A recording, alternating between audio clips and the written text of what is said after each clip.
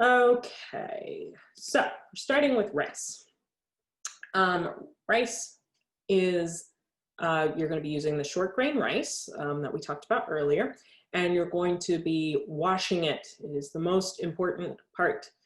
Growing up, I never washed rice. I didn't realize it was something that you should do. Once I started cooking Japanese food and started washing my rice, it like changed my rice game. And I was once like house sitting and I brought my rice maker, but I forgot my rice washing bowl. And I was like, oh, whatever, I'll just make it without washing it. I used to do that all the time. It made the biggest difference. I couldn't even eat the rice. So definitely you should be washing your rice. I use a rice maker in this recipe. If you don't have a rice maker and you want to make it on the tabletop, on the stovetop, I recommend searching the internet for instructions for how to do that, because I have literally never cooked it on the stovetop. So I certainly don't know any of the tricks. But you can, I know that justhungry.com has a recipe that you can use that's pretty good. Oh yes, somebody said that keto recipes are helpful for people looking for diabetic friendly recipes, which is definitely true. All right. Now I shall start this video. So this is my rice washing bowl. As you can see, it has little holes in the bottom of it, which make draining really nice, and it's got a drain on the side too. You can use a mixing bowl and a sieve for this as well. So pretty much you're just going to be moving the rice around with your hand and sort of rubbing the grains together. You can see the water that's draining is kind of cloudy, which is what you don't want in your rice water. So you're going to wash it until the water runs clear pretty much. And you can really see the difference. The rice will start to look a little translucent. It's quite incredible. And then you want to drain it. And you put it in your rice pot, or this thing. So I used 2 rice maker cups for this recipe, which makes enough for about 3 to 4 people, depending on how much rice you eat. Depending on the rice maker, the amount of water that you'll use will be different. So definitely check the instructions on your rice maker. And this is a combination of white and brown, as you can see. And you'll want to, before you turn on your rice maker, you can let it soak in the water for 30 minutes, which will make a better pot of rice. But if you're in a hurry, you can skip that step. And so you just program your rice maker appropriately, and then after a certain amount of time, you have rice. If you are grain-free and you want some rice alternatives, certainly cauliflower rice is a great thing to do. That's where you grate cauliflower using a box grater or a food processor, and you can saute it in a pan with a little oil and put a lid on it to trap the steam. Cook it for like 5 to 8 minutes, and it's a pretty good rice alternative.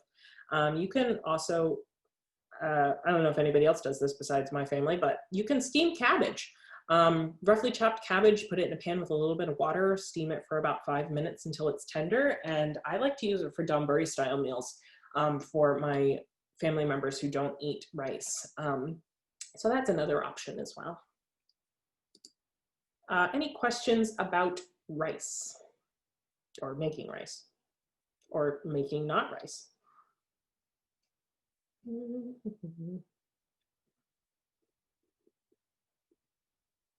I don't see any, so I'm gonna move on. So this is making, this is for making dashi stock, which is a clear, pretty mild, excuse me, pretty mild stock that you use kombu and bonito to make. And it's got a really nice umami flavor to it. It's very distinct. It's super easy to make. And it's used in a lot of Japanese recipes in varying amounts. So it's a good idea to keep it on hand. You can make it and put it in a jar and keep it in your fridge for like up to a week. You can also freeze it. A pro tip of mine is to freeze it in an ice cube tray. And that way, if you're doing a recipe and it calls for a couple tablespoons of dashi, you can just take the ice cubes out and problem solved. Another option is to get handashi, which are dashi granules, but they tend to have some additives. So if you care about not eating additives, then that's not an option for you. But if you don't, that's always an option. Okay, so before I start this video, because I remember that it kind of jumps right into it, you're going to use about 6 cups of water, and you're going to soak 2 pieces of kombu seaweed in the water for a half an hour before you start. This has been soaked. So you turn the heat on and bring it to a boil. Once it is boiling, you can remove the kombu. Those are my handy dandy cooking chopsticks in action. You can discard those. And then you're going to add the bonito. So it's, I use 2 handfuls of bonito. I think it's about 2 cups of loosely packed bonito, more or less. And give it a little stir, and then you're going to turn it to simmer, and you're going to put the lid back on eventually and leave it a little cracked. Once it's cooked for 15 minutes, simmered for 15 minutes, you'll want to drain it through a sieve or through a piece of cheesecloth, but make sure you keep the liquid.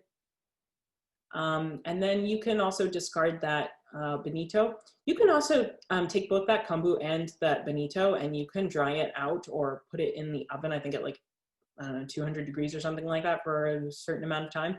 And you can use that dried bonito and kombu to make a furikake, which is a type of seasoning for rice, if you want to be thrifty. So jumping right into making miso soup. If you've tried to make miso before with like a packet or something else, it probably won't taste the way that miso does when you get it at a restaurant, and that is because miso traditionally is made with dashi, and that is where a lot of the flavor comes from. So we're going to use our dashi recipe that we just used, and you're also going to use some miso, some wakame seaweed, and some daikon. But these are just for this basic recipe that I made here. You can use all kinds of things, and you can use red miso. You can use shoot, what was it called? Other kinds of miso. I've totally drawn a blank. Barley miso. So this is just a really basic one that we're going to be making here. I used sweet white miso for this. So this is the daikon radish, which again is a very mild radish. It's got a lovely crisp texture, and I love to eat it like blanched or in soups, such as this. You're going to want to peel it.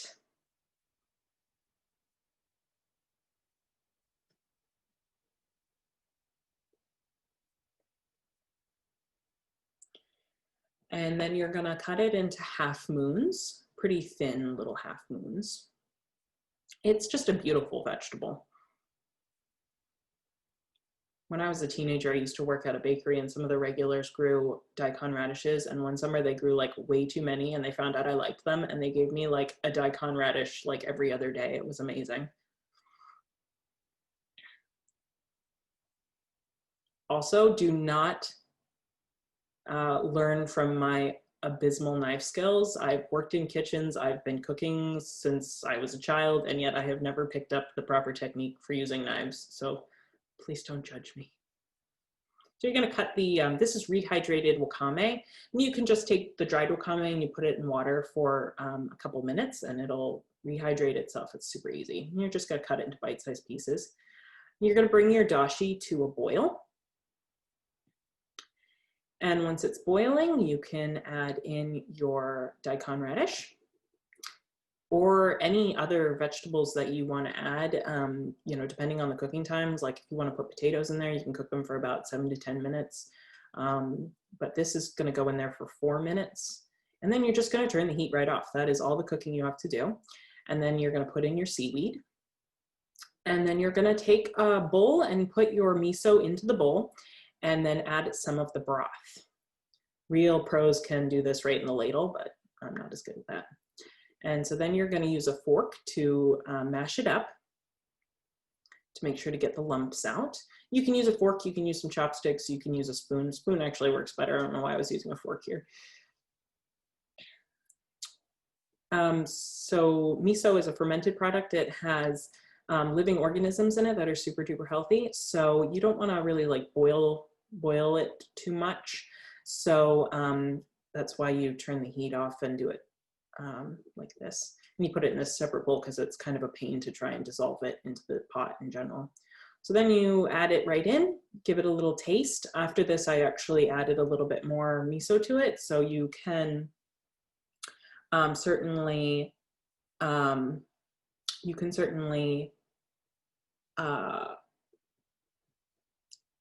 adjust for flavor, I guess is what I was trying to say.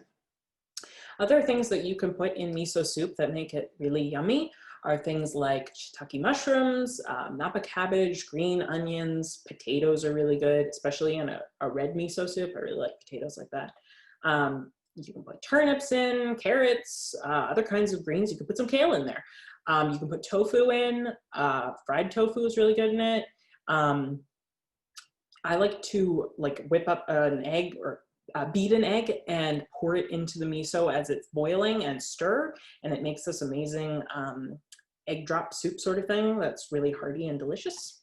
So certainly you can play around with miso. It's got a lot of versatility. Does anybody have any specific questions about the miso recipe or about the dashi, because we kind of skipped ahead?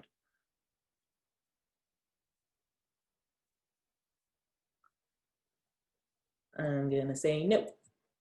Okay, so next up is cucumber wakame tsunamono, which is a cold cucumber salad, pretty much. It's a really nice, refreshing side. And it uses cucumber, wakame, salt, rice vinegar, soy sauce, sake, sugar, or monk fruit. And I used a sesame garnish here, which is optional. Little preface here before going into the video. I kind of made up what I was doing I knew what I was doing, but I changed my mind about what I was doing partway through making it. And also I was gonna use the cucumber that I recommend for using, which is either a seedless cucumber, or which isn't actually seedless, but that's what the variety is called, or a English cucumber ideally, or a Japanese cucumber ideally, but those are actually kind of hard to grow around here, which are a little bit drier, and they just make a slightly nicer tsunamono.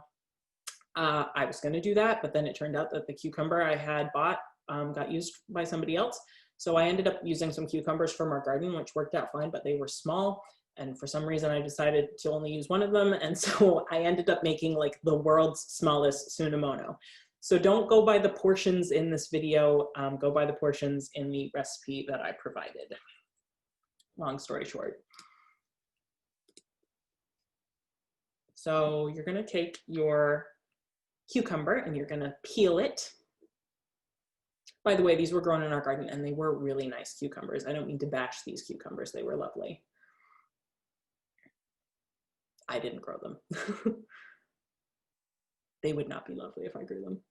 Okay, so remove that and you're gonna slice these cucumbers into the thinnest slice that you can get away with. You should probably use a slightly bigger knife than I used here. Cutting thin slices of cucumber is something that you might not get right off the bat, but the more times you do it, the more you can get the hang of it. So pretty much what I'm doing here is I'm making a instant salt pickle, which is a kind of tsukemono. I like to make these just for by themselves. I add them to bento boxes. I also like to put them in Japanese potato salad, which is delicious. So this is kind of a versatile thing that you can do with these cucumbers, but we're gonna make it into a tsunamono. I ate that end. And you're gonna put them in a bowl. And then you're gonna use some salt. So this is sea salt. And you're gonna put in pretty much like twice as much salt as you would think you need. There are actual measurements in the recipe that I gave you, but so then you're gonna massage your cucumber. So you're rubbing the salt into them to evenly distribute it.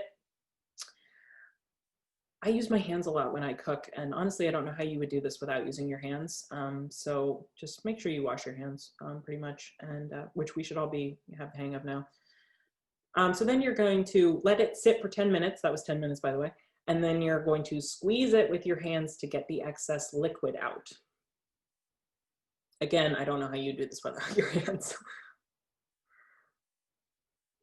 Just squeeze it. You would be surprised how much liquid you can get out of a cucumber. Look at that. Which is why cucumbers are so lovely. There you have it. Those are instant salt pickles. But we're going to add some wakame, which was rehydrated in water for just a few minutes, and cutting it into slightly smaller pieces than for the miso soup. And we're going to add that directly to the dish. And give it a little stir. I suppose at this point you could use a spoon. And then I'm just going to make a dressing. The recipe that I gave you has a better dressing in it. I kind of forgot some ingredients, to be honest. It was still good, but I forgot to put sake in it. And this is just a little pinch of monk fruit. And obviously you would make a bigger portion if you were making a larger tsunamono. Stir it up. And there you have it. Any questions about the tsunamono? Yes, sake is alcoholic. So it's a rice wine. If you're cooking with sake, then pretty much the alcohol will be burned off.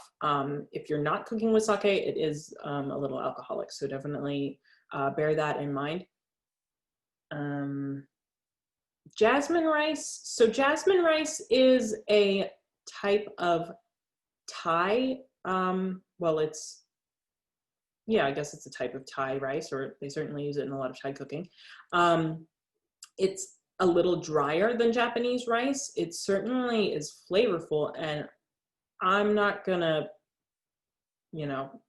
ban you if you use it for Japanese cooking, but it's certainly not traditional. It does smell wonderful, that's true.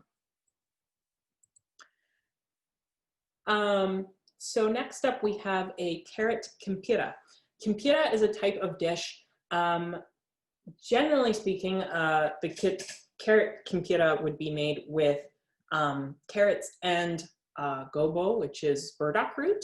I didn't have any gobo, and honestly, I don't like it like super duper enough to really want to ruin my carrots by putting it in there, because I love carrots, especially King Hill carrots. They're just so good. So I make kimpira, and other people do too, with just carrots, but you can also make it with other kinds of vegetables. Like I like to make it with bell peppers. Sometimes you just follow the same recipe, but use chopped up bell peppers.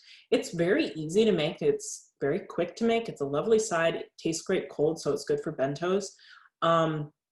My only complaint about it, honestly, is that I hate making matchsticks, carrot matchsticks. Not a fan.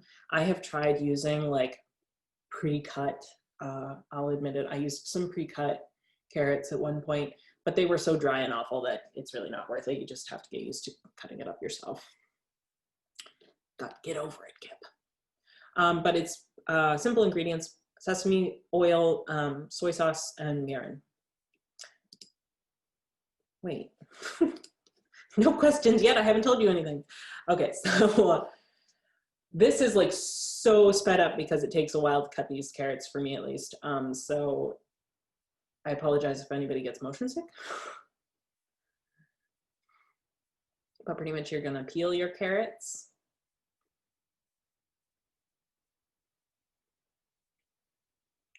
Cut off the ends.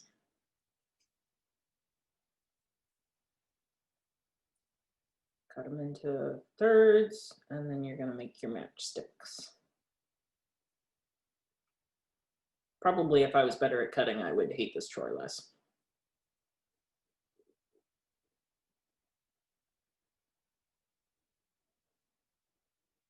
If anybody's wondering how I film this, I have like a tripod sort of thing that clips to my counter. And yes, I was cooking with an iPad like at my collarbone. An iPhone at my collarbone. It definitely took some getting used to. I sort of nudge the camera every once in a while. Apologies.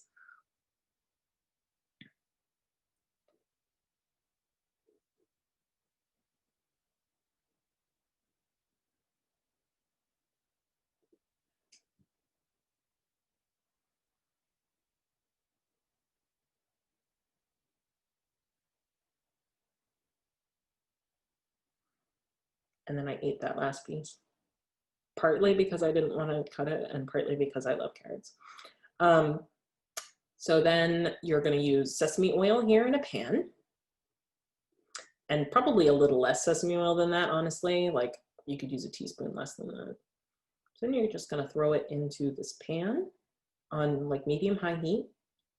And there's some missing clips of this, so I edited it down. So it probably takes like between 5 and 10 minutes to cook them. And you're going to season it with a little bit of soy sauce.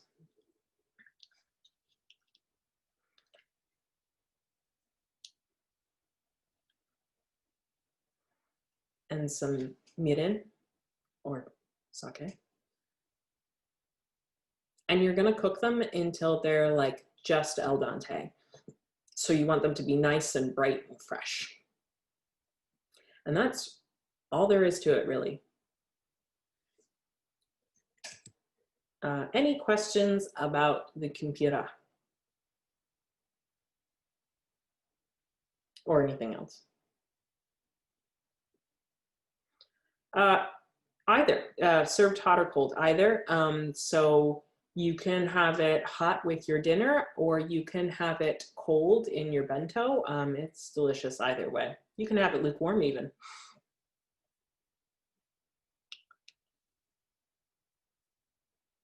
It's definitely one of my favorites to put in a bento, honestly. I'll make it the night before and refrigerate it, and it doesn't lose a lot of flavor in that way. So that's nice. Sometimes I even put some sesame seeds on it, which is also nice. So this is the pièce de résistance of our Japanese meal. And this is unagi kabayaki, which is broiled unagi, which is eel, or grilled. We're broiling it, but traditionally it's grilled. But unagi kabayaki is the type of method that you use for making unagi-dan or unadon, which is a pretty popular dish, and you could pretty much get it at any Japanese restaurant outside of Japan. It's super, super delicious. If you haven't had eel before and are wondering what it's like, it's kind of similar to trout, but it's like a little bit fattier. It's real nice, tender. It's not like a super flavorful fish. Like it's got a good flavor, but it's not like tilapia where you're like, whoa, that's a flavor. It's really nice. It's my favorite kind of seafood. And it's really easy to cook. So I am so excited that we're carrying it at the co-op now. I could like literally sing about it. Somebody's asking if we used sesame oil or roasted or not roasted, or toasted or not toasted sesame oil. I use not toasted, but just because the flavor is a little less strong, but you can use toasted too. Matter of preference. So for unagi kabayaki, you're going to be using a sauce that is made with soy sauce, mirin, sake, rice vinegar, brown sugar, sesame, oh, and then that's the sauce, and then sesame seeds for garnish and green onions. I obviously didn't make it with brown sugar because I don't eat sugar, but I used monk fruit for it, and I put a little bit of potato starch in it to help with the thickening process in that case. But you can certainly use brown sugar for it. And I just wanted to give a little bit of information about American Unagi, the company that raises these eels. Glass eels are actually part of our natural ecosystem here. And it's been, the practice has been to fish for the babies here in Maine and then sell them to, or export them to Asia, where they raise them up to full-sized adults. And then any eel that we eat back here in Maine is shipped back to us from Asia, which seems kind of roundabout and a lot of transit for these eels. And then also you just don't know what kind of upbringing they've had. You don't really know how sustainable it is or how ethical. So it's really cool that American Unagi is raising them right here in our local community, because they're part of our natural ecosystem and part of the indigenous diet of Maine. So it's kind of cool that we have this thing in common with Japan. So I'm all about it. We just got this this unagi in on Friday and we already sold out. So if you go today to buy it, if you went today to buy it and it was sold out, we are actually getting more tomorrow. So it comes in a pound, which is enough for 4 people.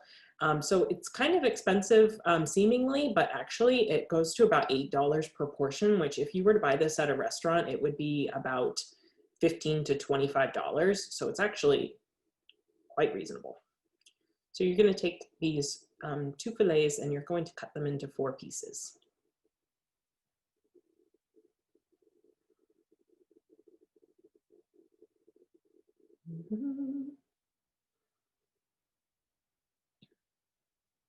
And these were deboned, and I did not find a single bone in my eel, and neither did any of the other people who were eating it. So it's like really primo stuff. Yes, an uncooked eel can be frozen. In fact, it comes frozen. It's in the freezer section. So that was soy sauce, sake, mirin, and rice vinegar. That was some monk fruit, but you can also use brown sugar. And then you're just going to simmer this for about 5 minutes to thicken it. And you're going to want it to be kind of the consistency of Worcestershire sauce. Or actually I was drinking some hot cocoa the other day and I thought this is about the consistency. So sort of like hot cocoa consistency. And then you're gonna brush it onto your eel, which I've laid out here on a little rack over a cookie sheet. And you're gonna wanna brush both sides of it.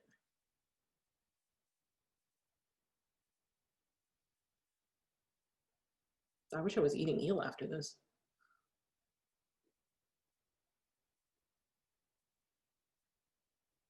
We also have smoked eel from the same company at the co-op. So that went into the broiler on high for 3 minutes. And then you take it out and you brush again.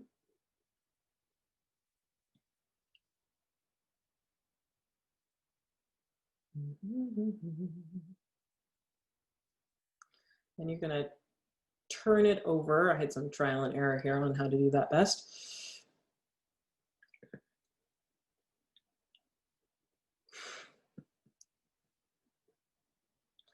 And then you're going to brush the other side. And you're going to repeat this step with 3-minute intervals in the broiler about 5 to 6 times. I kind of lost track. I'm not sure how many times I did it, but I think it was about 5 to 6 times. But you're going to want to do it until they look, until they're fully cooked and these, excuse me, the sides will be kind of crispy. And you're just going to have a lovely saucy marinade around it. This is honestly how a lot of Japanese meats are cooked, where you kind of cook them and then you brush the sauce on as it's going. They're not so much for the marinating.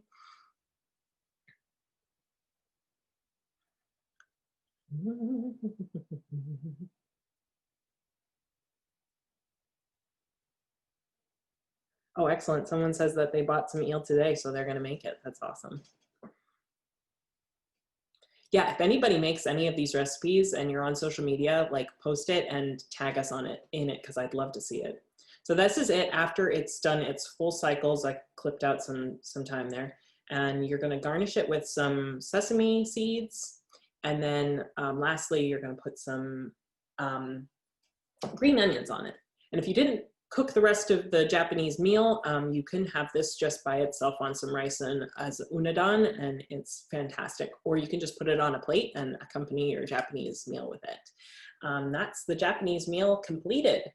Itadakimasu is how you, what you say before you eat a Japanese meal. You clap your hand and say itadakimasu, which doesn't really have a direct translation, but it's like usually translated as like, thanks for the meal, or compliments to the chef, or let's eat.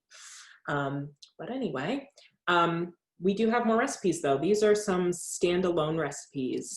Does anybody have any questions about the Japanese meal while I'm here?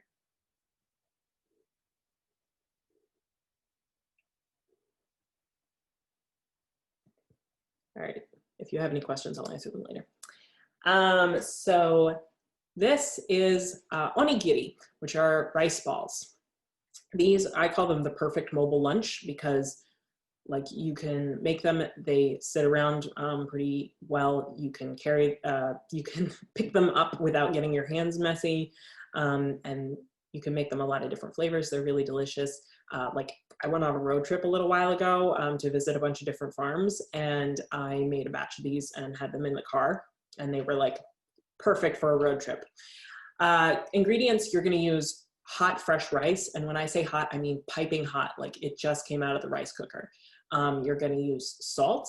I highly recommend using a salt shaker for this because it's easy to apply that way. And then you're gonna want nori seaweed. You're gonna take the sheet and you're gonna cut it into some strips. I think it's like 5 inches by 2 inches roughly for those strips. And you're gonna use those to make an easy way to hold them. And you're also, there's option to do fillings. So you might fill it with like an umeboshi plum is traditional, or you could put a little piece of fried chicken in there, or a little teriyaki, or a little meatball. That one there that I've taken a bite out of because I was hungry and forgot to take a picture before I took a bite. That is a salmon meatball that I made with canned salmon, and I intended to before I did this class, but didn't yet post the recipe that I used on my blog, but I fully intend to do it by Monday. So if you're curious about that, it uses canned salmon. But you can also put seasoning directly into the rice. So you can do like bonito flakes in there and sesame. You can color them by like putting an egg yolk in there, or some soy sauce. So there's a lot of different options in that way as well. So we've got this set up with a bowl for the rice and another bowl for the cold water, which will be important for keeping your hands cool and for washing the starch off of your hands in between. So you can put your rice in that bowl. And then you're gonna stir it with a paddle, and you're just trying to cool it down enough so that you don't burn your hands when you're making it. You gotta be tough to make onigiri, I'm gonna be honest. You can make it with saran wrap, where you put it into the saran wrap and then you twist the saran wrap to pack it in tightly. I don't like to use saran wrap that much, so I just trained my hands to withstand heat. But you're gonna want it just cool enough that you can stand touching it. See, I wetted my hands and I sprinkled some salt on there. Then I put the rice directly in, and now I'm turning it and packing it in tightly. Once it's packed into a ball, you then shape it into the traditional triangular shape, but you can also make them round, or you can make them kind of cylindrical. And then you're gonna put your nori on there and make a little, I call it a little diaper. And there you have it. This next one I'm making with some filling in it, just so you can see what that process is like. Salt your hands, wash the starch off, salt your hands, make a flat bed, put a whatever in, make sure there's enough to cover it, and pack it in. And then make whatever shape makes sense to you. I went for a triangle and then realized it wasn't gonna fit the way that the filling was in there, so I made it into a circle, perfectly acceptable. And then you put your nori on there, and you can use some water to sort of stick the nori down. And there you have it.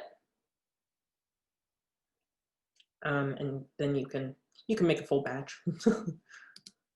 But onigiri are fun. You can do a lot of different creative things with them. You can make them into a lot of different shapes. You can put different seasonings in them. You can put different fillings in them.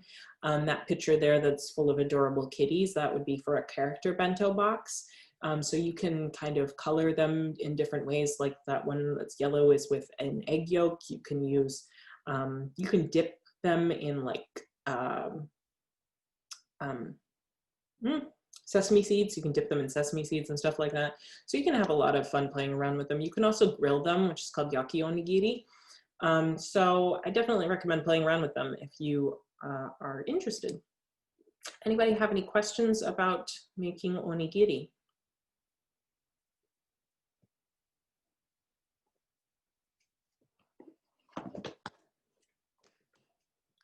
All right.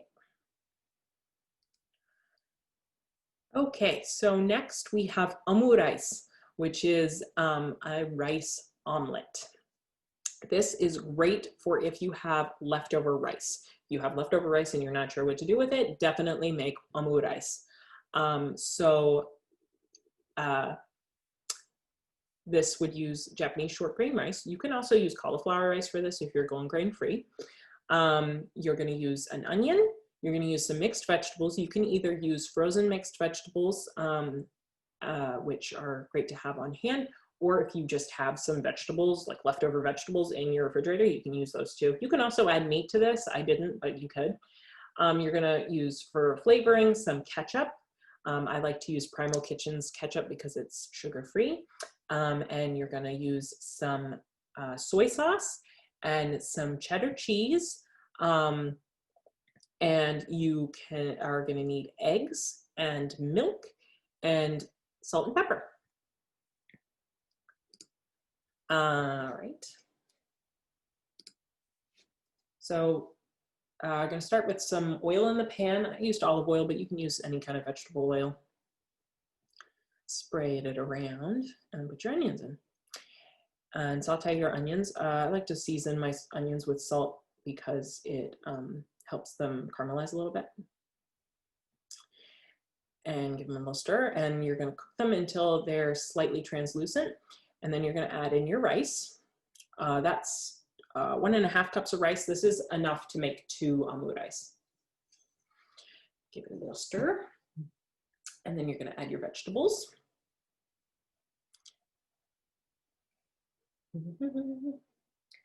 Stir, stir, stir.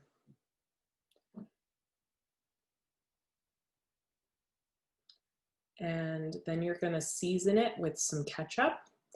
I used a little bit too much here, and so I had to take some out with a spoon. But you're gonna want about a tablespoon roughly. And then you're gonna use about a teaspoon of soy sauce. And you're gonna wanna season the rice with a little salt and pepper. And saute it for a couple minutes there until everything's nice and hot and cooked. I thawed those frozen vegetables before starting this, by the way.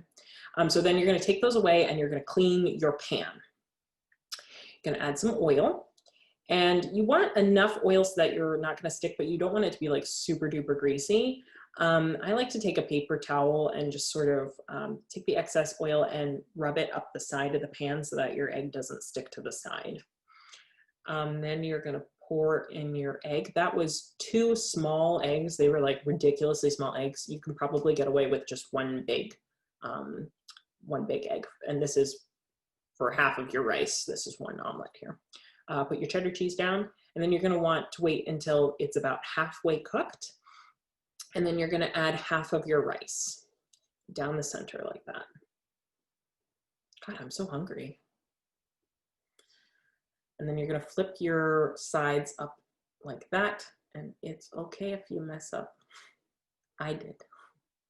All right, so you're gonna flip your egg up more successfully.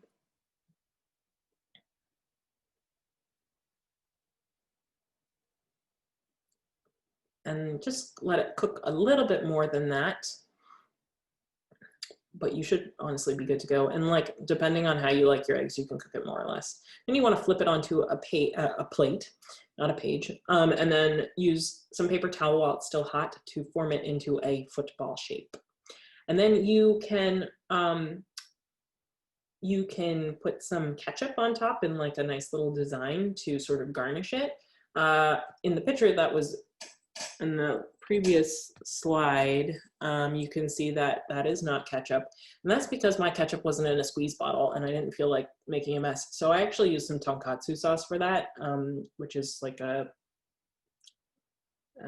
savory vegetable sauce, but definitely use ketchup for it. So you can make fancy omurice, or you can make basic omurice. You can really have fun with it. You can make little cute things like that bear sleeping there. That video that's playing is kind of a thing that they do in trendy restaurants where they make a partially cooked egg bubble sort of thing and then slice it open over the fried rice. I like my egg cooked more than that, so I have never tried it, but that's something you will probably come across on the internet at some point. Any questions about omurice? By the way, I don't know if any of you watch Queer Eye, but they did that season that was in Japan, and they made omurice, and they made it in that particular way with the loose egg pouch, I guess, and it was pretty cool. Okay, moving on. So this is mapo tofu. This is a great weeknight dinner. It's actually a Chinese dish, but it was imported into Japan and it has become a very popular, easy meal to make. It's done in a donburi style, so it's served over rice. And you can either make it with meat or you can make it with like shiitake mushrooms for a vegan version. I just realized that I copy and pasted and forgot to change the ingredients here, so you're gonna have to work with me as I try to remember what's in it. So it's tamari. You're gonna use oyster sauce, or if you're going for vegan, you can use hoisin. Then you're gonna use red miso, some gochujang, which is that fermented bean paste that we talked about. You're gonna put some potato starch in there. You're gonna use some garlic and some ginger, sake, sesame oil, and green onions, silken tofu, and then if you're making it with meat, you will use like a ground pork, or you can use ground turkey too. You could probably use ground beef as well. So before you start, you're gonna wanna put together the soy sauce, the gochujang, sake, sesame oil, mirin, oyster sauce, did I say gochujang? Put that in there, and the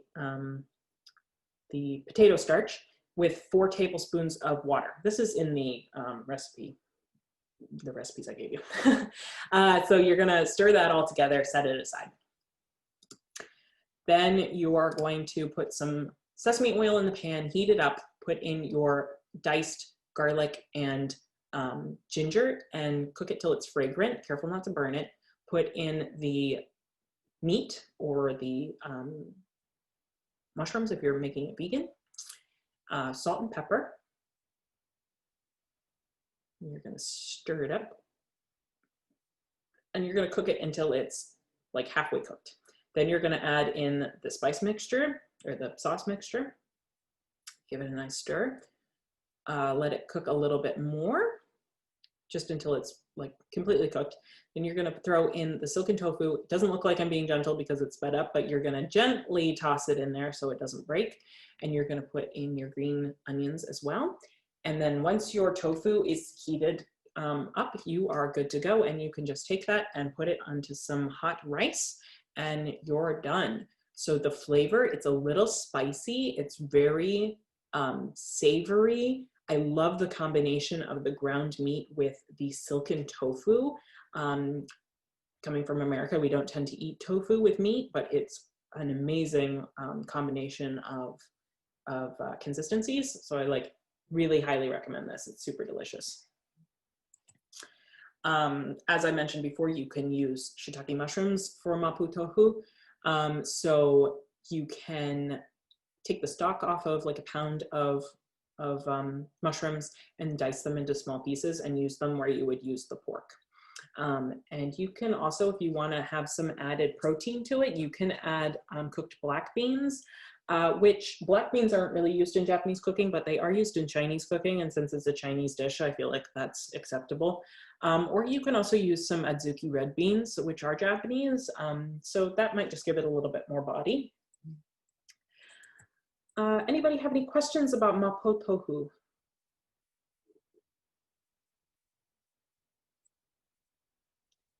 Okay. So now we are going to talk about the wonderful world of Japanese sweets. These are our last two recipes. So wagashi is traditional Japanese confections, and they're definitely different than how Americans think of sweet things. Like they use flavors that you definitely would not think to use in a sweet thing in America. Like the obvious example would be red bean paste, which is made with red beans and sugar, and like beans and sugar just doesn't seem to meld in the American mind. But if you haven't tried it before, I definitely encourage you to try it because it's like a lot better than you would think. I also use like white bean paste.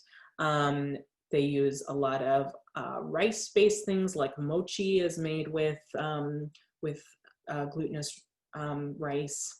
And when I say glutinous rice, it doesn't actually have gluten in it, it's just a stickier version of rice. They use like rice flour for making like dango, which you can see up there, the 3 different colored brown thingies on a stick. That's especially that version of it with the different colors is for hanami, which is cherry blossom season. So there's definitely some different odd flavors. Like Japan will do things like garlic flavored ice cream, where you're like, why? But like, they're pretty okay. There's a very thin line between like savory and sweet flavors to them. I mean, not to like all of them, but as a cultural concept. Or like, you might have heard of like Japanese Kit Kats, that they have like a million different flavors. And so like, there's like baked potato flavored Kit Kats. I love it. It's so different. But then there are more familiar types of desserts that are sort of Western inspired, like the Japanese strawberry shortcake that's in this. By the way, this is my artwork. The Japanese shortcake that is popular, it's called Christmas cake. So it's a sponge cake with whipped cream and strawberries that's traditionally eaten at Christmas. It's also pretty much the standard Japanese cake, like birthday cakes. You can get it at like any cafe. It's super delicious. Katsura is Japanese pound cake, and it's actually was brought to Japan by the Portuguese traders in like the pre-1600s. But it has developed over time to have this really amazing, unique flavor. It's made with honey and flour and eggs. And you like whip up the eggs, and then it's got very little flour and then mildly honey flavored. It's an incredible flavor. Pudding is Japanese pudding. It's like a flan. It's really yummy.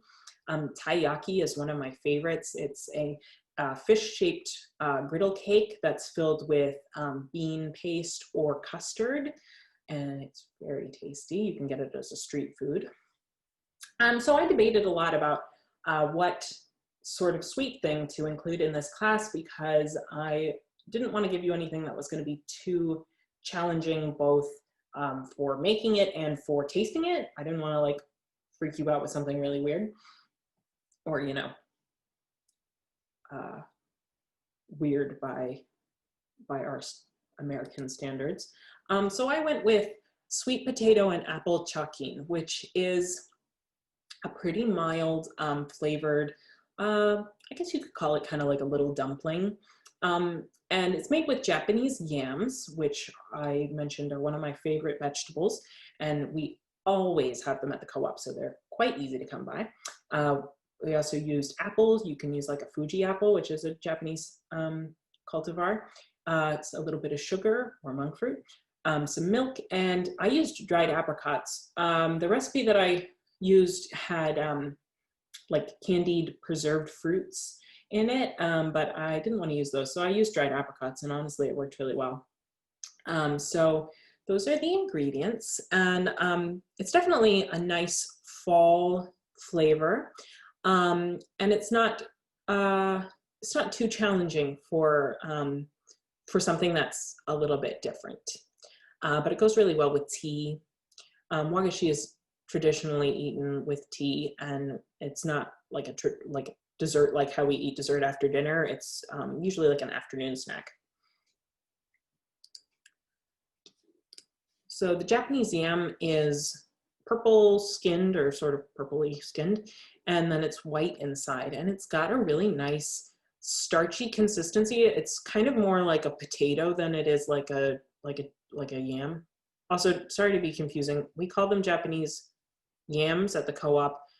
I call them Japanese sweet potatoes because they are actually sweet potatoes, but in America we tend to call sweet potatoes yams. It's very confusing. So I apologize about using the terms interchangeably. And you're gonna slice these into about 1-inch cubes. This is 200 grams. This recipe uses the metric system. So this is 200 grams of sweet potato. And as you can see, it oxidizes pretty quickly, so it's gonna get a little brown around the edges, but that's all right.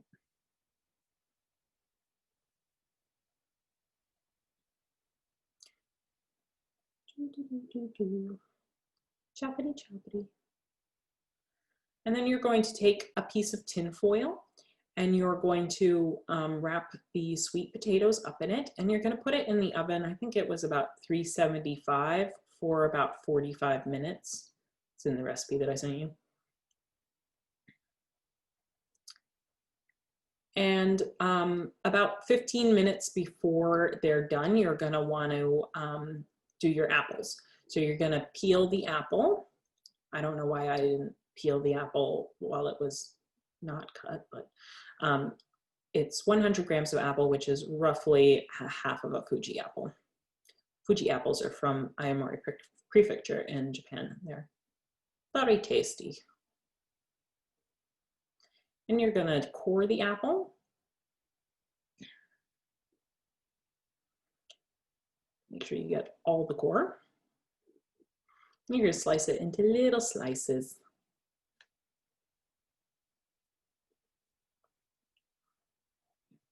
And you're also going to cut up your apricots. It's 20 grams or 30 grams of apricots, which is about 3 of them. And my cutting board moved around a bit. They're sticky.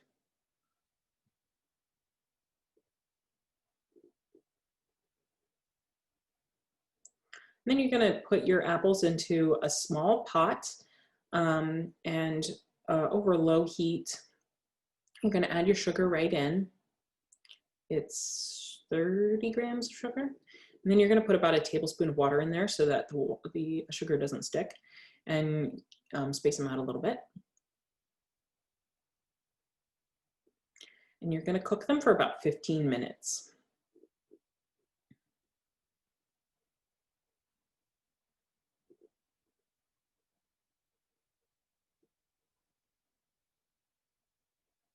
And you're going to want to stir them every so often so they don't burn. That's what they look like when they're done. And you're going to put your sweet potatoes, they're going to be like the consistency of a baked potato when they're done. And you're going to put them into a bowl, and you're going to mash them with a wooden spoon. And you're going to want to salt them at this point too. I think I forgot to put salt in the, add the milk to your thingies. Yeah, you're going to want to salt them. I forgot to put salt on the recipe that I sent you, but you just want a pinch of salt. Smoosh it up. You're kind of breaking the apples up, but mostly you want them in chunks. And then you're going to put the milk and the apricots in there. The reason why I mixed the two together is so that the apricots were less stuck together. And then you're gonna weigh them. You're gonna use saran wrap. If anybody can think of a way to make these without using saran wrap, please tell me. I don't like to use saran wrap, but it's the only way that I knew how to form them. So you're gonna want them at about 25 grams each. This recipe makes about 12. And then you're gonna twist the saran wrap around it to form the dumplings. And I'll just make another one here so you can see it, but then I'm gonna cut out.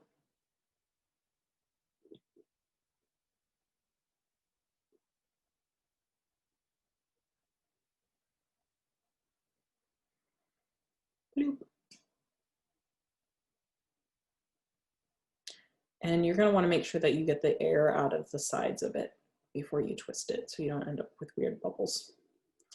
And then you're gonna do that to the rest of them, and you're gonna put them in the refrigerator for 30 minutes. And then I made some tea to go with them. I made Kabocha, which is a type of tea that I got from Japan, but you can also make it with hojicha, kukicha, or any kind of tea really. And you're gonna wanna unwrap them. You see you've got cute little dumplings now. And you want to eat them while they're still chilled, but you can also keep them for a couple of days. If you leave them wrapped in the saran wrap, you can keep them in your fridge for a couple of days.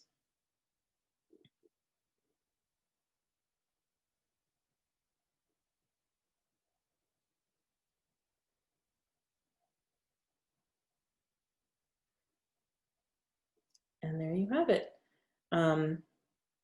Yeah, the texture is really nice. The flavor is very mildly sweet. It's not like super intense, which Japanese things are definitely much more mildly sweet than American things. So that's always nice. Other things that I like to use Japanese yams for, yaki imo, which is like a roasted Japanese yam. You make it just like a baked potato pretty much, and you can peel the skin off and you can eat it. You don't need to put butter or salt or anything on it. They're really sweet and very delicious. Yaki imo is sold, or like used to be, it's sort of dying out, but some towns still do it, where they sell it in little carts or little vans, kind of like an ice cream man in America. And he sings a little song. He's the Yaki imo man, which I think is adorable. I also really like daigaku imo, which is candied Japanese yams. Funny story, I have made them many times before. I actually used to make them in the class that I taught. And it wasn't until I was making these slides and I was checking my spelling that I read the kanji of it, which is the Japanese characters. And I, for the first time ever, realized that the name directly translates to university potatoes, which I thought was really funny. And the reason why they're called that is because they were very popular with university students in the early 1900s. But I thought it was hilarious. I was like, oh, and there's the kanji. Wait, why does it say university potato? But anyway, they're really yummy. And then there's Japanese curry, which I love to make. I probably make it about 3 times a month. And I like to put Japanese sweet potatoes in it. Generally, you would put potatoes, regular potatoes, in a Japanese curry, but I like to use the Japanese yams, mostly because some members of my family don't eat potatoes, but also because it's delicious. The flavors go really well together. How does the flavor compare to a regular sweet potato? Okay, so they're like a mix between a sweet potato and a potato. They're a little starchier. They're pretty sweet. Like, I would say the sweetness is comparable to a regular sweet potato, but the flavor is less intense. They have a really nice nutty flavor, I would say.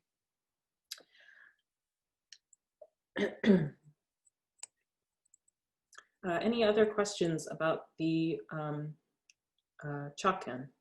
Honey flavored, yes, totally.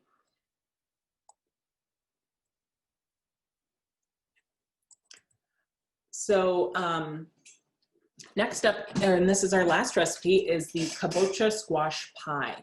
So I wanted to do something that was more familiar to people living in America. And this is a great option. It is something that is made in Japan, but it's very New England friendly as well. And it's great for this time of year. It's Kabocha Squash Pie. So Kabocha squashes, I would say that they're kind of like mix between a butternut and a buttercup squash is how they are kind of texture-wise and sort of flavor-wise. So it'll be similar to a pumpkin pie, but you'll definitely be able to tell it was made with something other than a pie pumpkin.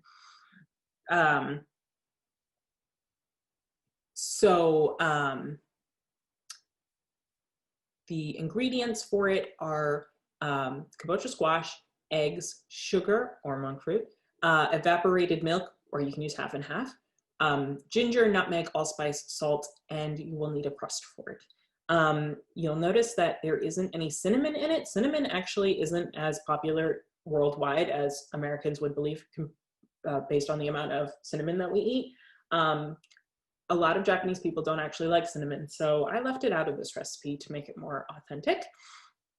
As for the crust, I know that people are really picky about their pie crusts, and a lot of people swear by their own crust. So I leave it open to you. You can use your own recipe. You can use a store-bought crust. We have some in the freezer section at the co-op that are pretty great. If you want a recipe for it, you can use my pie crust recipe. You can go to washokuday.com and you can search the archives for kabocha squash, and you will find the pie recipe, and I did include it there. It's actually a really old recipe. It's from like the first couple of months of my blog. So I apologize about the crummy photography in it. Another optional thing is that you may want some whipped cream or some vanilla ice cream to go with it. Just throwing it out there as a suggestion. So you're going to cut the squash in half, and you are going to remove the seeds, or the inside seed stuff. You can tell that it's a lot drier. The inside part is a lot drier than a lot of squashes, so it's really easy to remove. And you can, I'm not sure if you can roast the seeds or not. I've never tried. Might want to look that up. One thing is you can eat the skin on kabocha squash. Like, we're not going to put the skin in this pie, but if you're cooking the kabocha squash in another capacity, you can eat the skin. And you're going to put it in the oven at 375 degrees for about 40 minutes.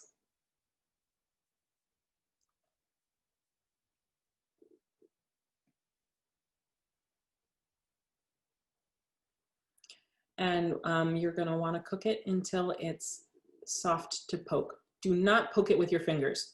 Poke it with a fork. There you go. It's good to go. So you're going to want to chill it first, and you're going to use 2 cups of it, 2 eggs, your half and half or your evaporated milk. Make sure you buy evaporated milk and not condensed milk, because condensed milk is sweetened. And you're going to add your spices and your salt. And when I'm cooking with monk fruit, I season to taste. So I think I used about a half a cup, but you'll use 3/4 of a cup of sugar if you're using regular sugar. And you're going to pour it into your pie crust.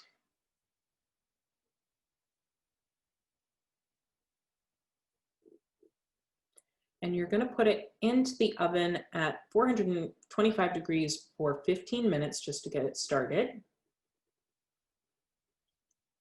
And at this point, I like to put a pie ring around the crust, but you can also use like some tin foil. And then you're going to cook that at 350 for 35 minutes. And at that point, it should be good to go. And you want it to jiggle a little bit, but not like a ton. And if you poke it, you can see it's a little springy, and that's perfect. And then you cut it and you serve it with ice cream or whipped cream, and you're good to go. It's really yummy. Some other things that I like to make with kabocha squash, which again is in season, and you can get it from local growers. Kabocha koroke, which is croquettes, is how you would say it, not in Japanese, but it's kabocha squash, and you mix it with like ground pork and like onions and some stuff and some nutmeg. It's really good. And then you coat it in panko and you deep fry it. When you're deep frying things, I really highly suggest that you use like the coconut oil for it, because it's really light and it cuts down on like the richness of it, and it doesn't flavor it. So pro tip. I actually made these for my sister's birthday in a keto version. I did not post the recipe because it needs some perfecting, but I used pork rinds for the panko, and I put them in the blender or the food processor to pulverize them and coated them in that, and it worked out pretty well. But I need to work on the recipe before I post it. Kabocha nimono is simmered kabocha, and you flavor it with dashi and soy sauce and sake. It's really yummy. Kabocha potage, not really sure how you're supposed to pronounce that word, is a creamy soup, which is great for chilly weather. And then kabocha salad is made pretty much the same way that a Japanese potato salad is made. You put crisp cucumbers, the salted cucumbers that we made earlier, in it, and some Japanese mayo and some bacon. It's really yummy.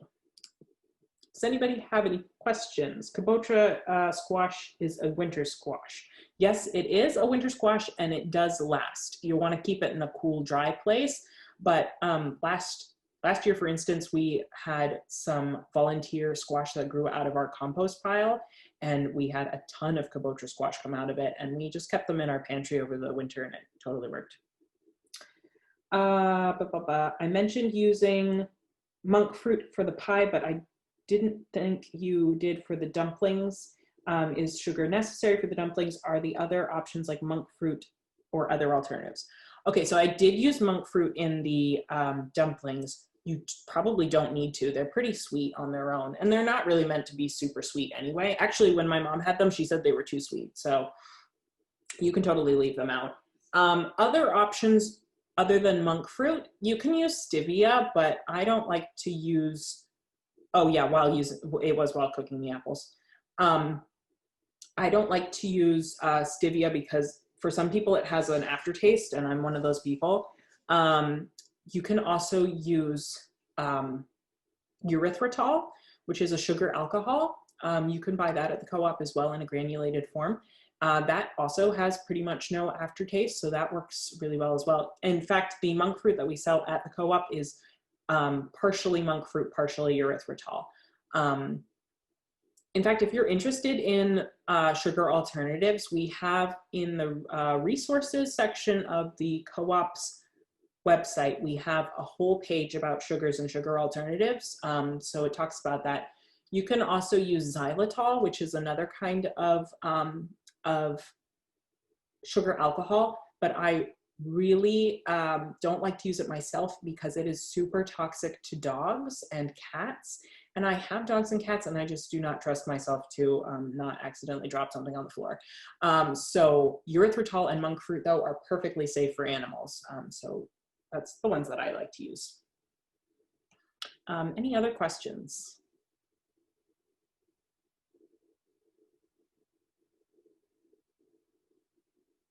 Okay.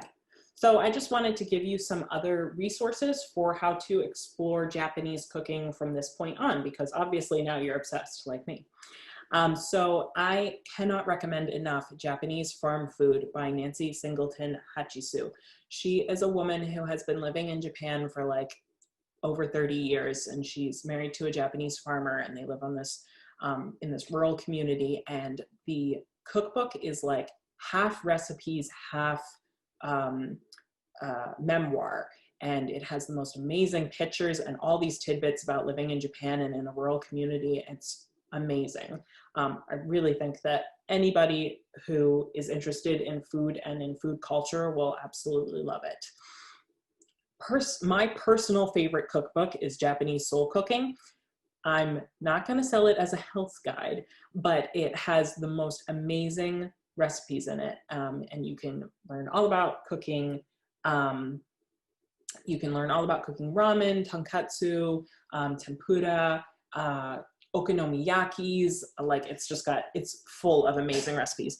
The people who wrote it, Tadashi Ono and Harris Salat, also have a recipe book for Japanese grilling, and they have one for hot pots. Both are fantastic cookbooks, so definitely check those out. Actually, the first Japanese cookbook that I ever bought was the Just Bento cookbook. which is by Makiko Ito, and she's also the author of the blog Just Hungry and the blog Just Bento. And it's great not only for making bento, but also just for getting Japanese recipes from, and for like really basic recipes to kind of wet your feet. I highly recommend it. She just came out with Just Bento Cookbook 2, and I like it even more. It's definitely really geared, well, obviously, but it's like really geared towards make ahead food that's really easy and stuff that you can keep in your freezer or in your refrigerator so that you can just pull it out in the morning and put it into your bento. So like under 10 minutes to make your lunch for work. Actually, before I started working from home because of COVID, I got in a really good habit of making bento every day for myself and for my family members using this book. So it's awesome. It's also really heavily geared towards health food or healthy recipes. So you should definitely check that out, especially if you're interested in bento. And finally, I wanted to recommend, this is not a recipe book, but it is really interesting if you're interested in the health aspects of Japanese cooking. Japanese women don't get old or fat, which is written by a woman who grew up in Japan and then moved to America. And it's kind of her journey of rediscovering the healthiness of Japanese cuisine. So it's quite an interesting read. This is the book where I got the concept of the 7 pillars of Japanese cooking from. Is Japanese farm food book mostly or all vegetarian? It is not all vegetarian. It has a lot of vegetarian dishes in it, but there are some meat and some fish dishes in it as well. Somebody says, I studied in Japan for a year and this has been such a wonderful, informative and inspiring trip down memory lane. Oh, thank you. She's excited to cook. That's awesome. Glad to hear it. And then just one more resource is these are my favorite food blogs. I'm at the top because I'm awesome. So you should definitely check out my blog. But also, justonecookbook.com is great. I follow her on social media. She posts things all the time. So she's very inspiring for recipes. If there's a Japanese dish that I want to cook, I always check there first because her recipes are so easy to follow and they're always delicious. I love Japanese Cooking 101. They have really simple, basic recipes. The 2 women who write it are from the Kanto and Kansai, the Kansai and oh my God. I've lost all my words. I've been talking too long. Anyway, they're from 2 different regions in Japan, so they have a lot of variations between 2 things. Japanese Cooking, Just Hungry, I didn't change the link. JustHungry.com and JustBento.com are from the woman who wrote the cookbook, and she's got great recipes on there as well. NoRecipes.com, not strictly Japanese, but he has a lot of Japanese recipes on there and definitely worth a look. Cooking with Dog is kind of like off the wall strange. It's actually mostly YouTube videos, but it's this couple who she cooks and he narrates, but he narrates from the perspective of their dog, who's a Moyen poodle who sits on the counter next to her while she cooks. It's a lot of fun and they have a lot of really creative recipes. So I hope you'll check out some of those. And then I just wanted to give a little warning about, or not warning, but a little information about upcoming classes. So we've got Wednesday, October 7th at 4 p.m. We have Drinking and Cooking with Tea, which will be all about like the health benefits of tea, how to brew it, and then some recipes for cooking with it. We're going to make some ice cream, we'll make some cookies, we'll make some scones. So that'll be fun. The Wonderful World of Pumpkins and Squash just before Halloween on October 28th at 4. And so we're going to look at all the different amazing kinds of winter squash that are out there in the world and cooking methods for all of them. Then we have Curries of the World on November 18th at 4 p.m. And this one I'm really excited about because I love curries. Like my 2 main culinary loves are Japanese food and curry. So we're going to look at curry dishes from all the different countries that, well, not all of them because we don't have time, but a lot of the different countries that have variations on curry. For the holidays, we're going to do on December 9th at 4 p.m. Traditional Holiday Foods of the World. And so we're going to look at not just Christmas recipes, but recipes for all kinds of different holidays, some savory, some sweet, so that'll be fun. And then if you all liked my tidbits about cooking without sugar, and after the new year you want to make some resolutions, we're going to have no sugar baking for the new year. So that's January 6th at 4 p.m. and we're going to look at all different kinds of sugar alternatives, baking without any kind of alternatives, like with just fruit. And so that'll be a lot of fun as well. So I hope you'll check out some of those. You can find information about them on our Facebook page and you can register there. I hope you enjoyed this class. If you have any questions or comments, you can definitely email me. My email is marketing@bluehill.coop. You can also find it in the contact me section of the website, of our website, the co-op's website. And yeah, that's pretty much it. I hope you all had a great time.